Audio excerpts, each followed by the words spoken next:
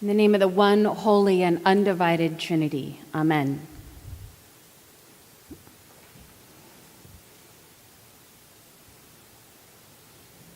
I do a lot of support work for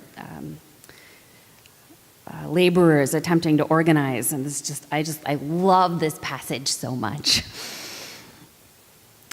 I like to think about it in the context of these residual pieces, right, we have of Jesus' teachings. He didn't have very long to spread his message, a few short years at the end of a short life.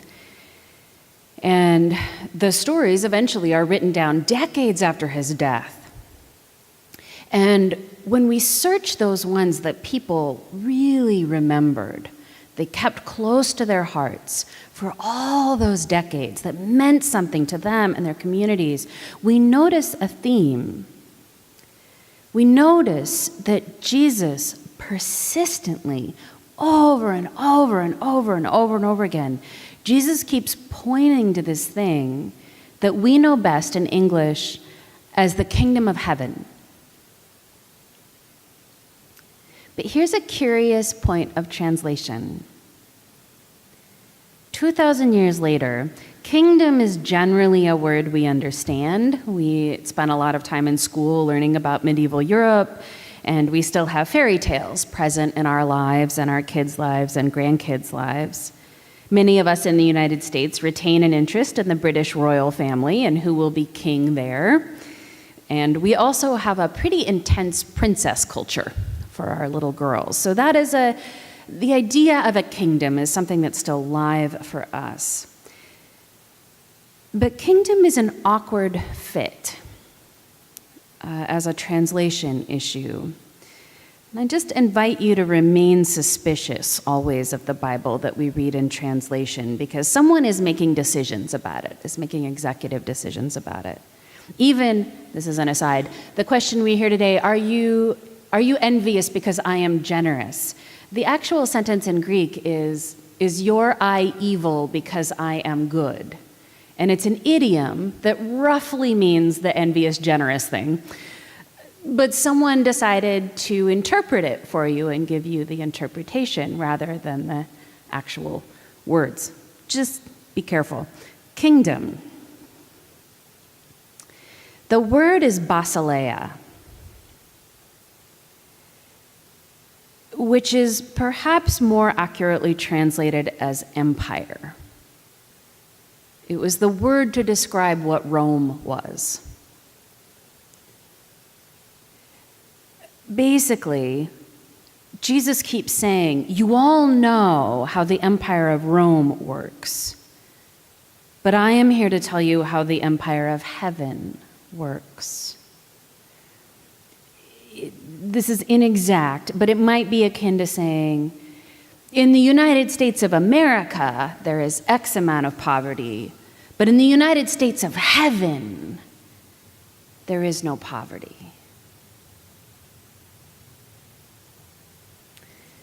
I'm going to offer you a mental picture, and this might sound strange, and you are completely free to check out of this metaphor and do your grocery list in your head. That doesn't work for you.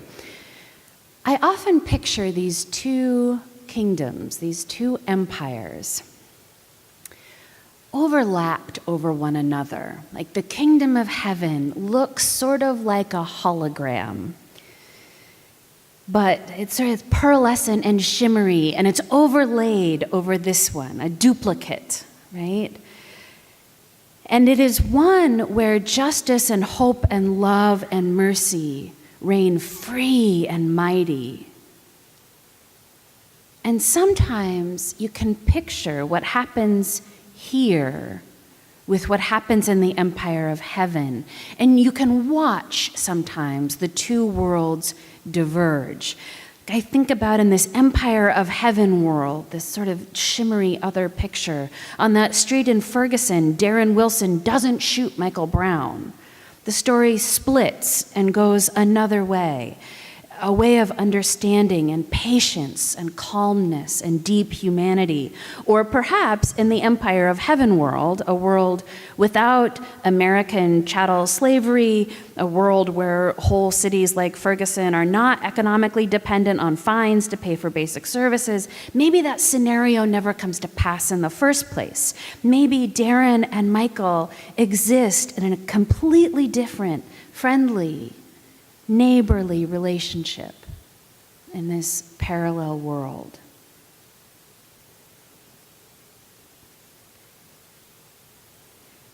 There's something intense and magic about the moments when what's happening in the Empire of Heaven and our own world match up.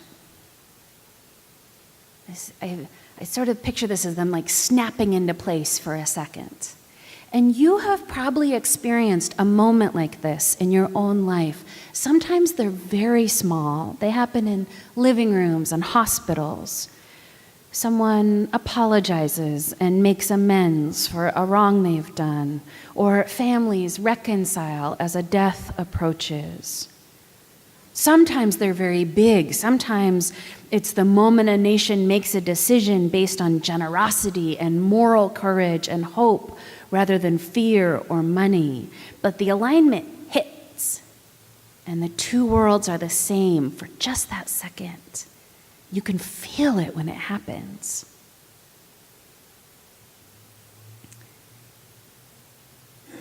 Jesus tells us, too, we have some control over this happening.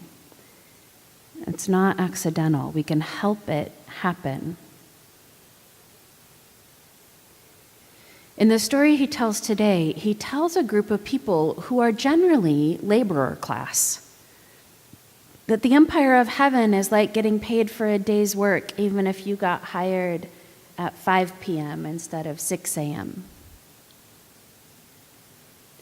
Just like last week when we were talking about real debts over and against the tendency to docetize, to over-spiritualize Jesus' message, we need to remember that Jesus is telling this story to a group of people who know exactly what it's like to be a day laborer and not get hired. To know that at the end of that, you have to go home to your family and tell them there's no money that day, and that they need to stretch the last little bit of flour a little longer and sing the children to sleep to distract them from their empty stomachs.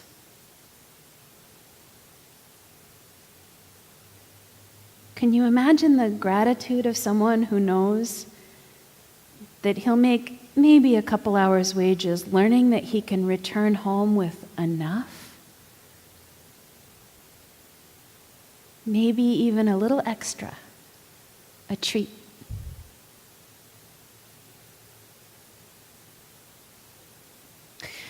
Our world does not operate like that generally, but God's world does.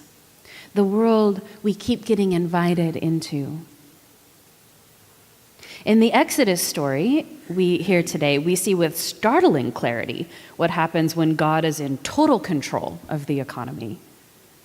When God is in complete control, when the superimposition of the Empire of Heaven is total, enslaved people are freed, and everyone gets fed. Everyone gets bread and meat. The jerks do, the sweethearts do, the aunts and the babies do. Everyone gets bread and meat. It's not about deserving or undeserving, or whether you're a grumpy person or a cheerful person, or whether you believe in this God or not even. On an absolute bottom level in that empire, people own their own bodies and their labor, and everyone gets fed. That's what God's world looks like, according to Exodus. And apparently also to Jesus, when he's addressing a crowd of laborers thinking about their own families, hungry for bread and meat, and for a story that talks to them about a world that could be.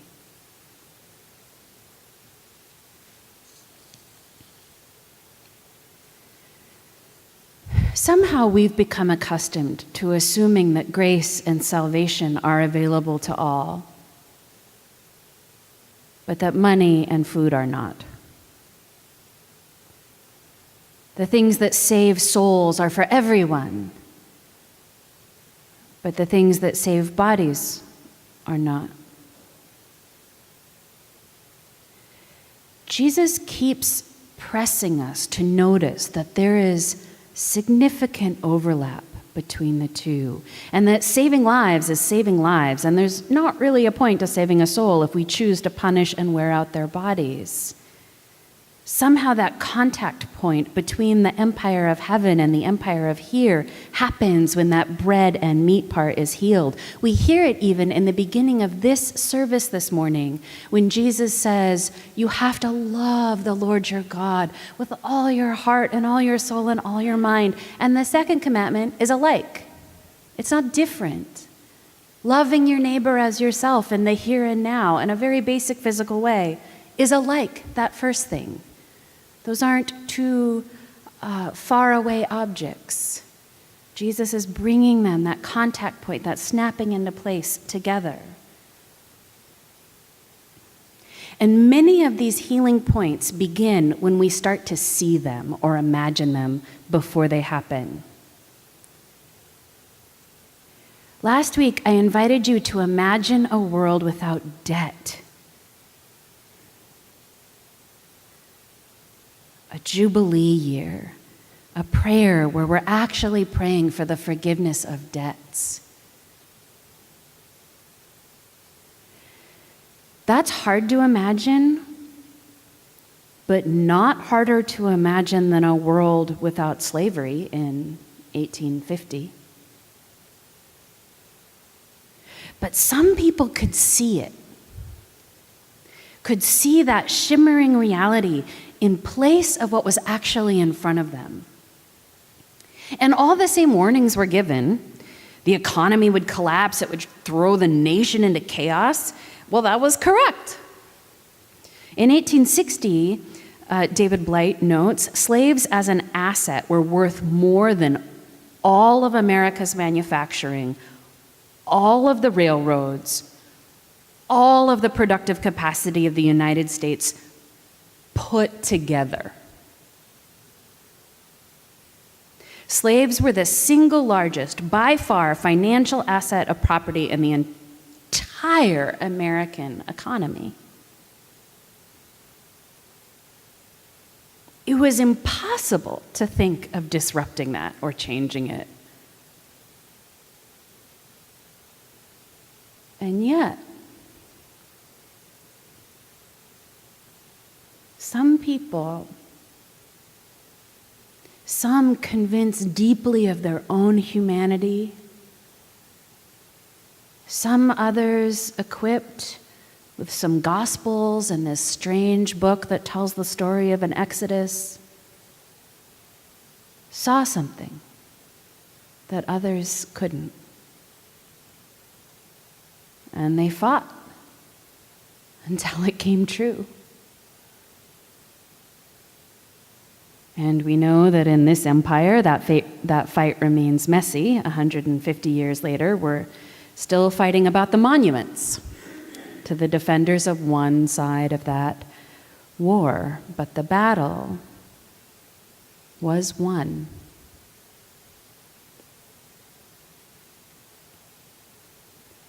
I'd invite you to try this week. To stand somewhere in your neighborhood or at a meal with a member of your family and look for a second to see what you would see if the empire of heaven kissed where you stood. Maybe it's reading a newspaper article about something that's happening in our city. Maybe it's in a meeting that you're at where decisions are made. And just ask for a second, what would happen if this were the empire of heaven right now? See if you can see it just for a moment. Because that's how it begins.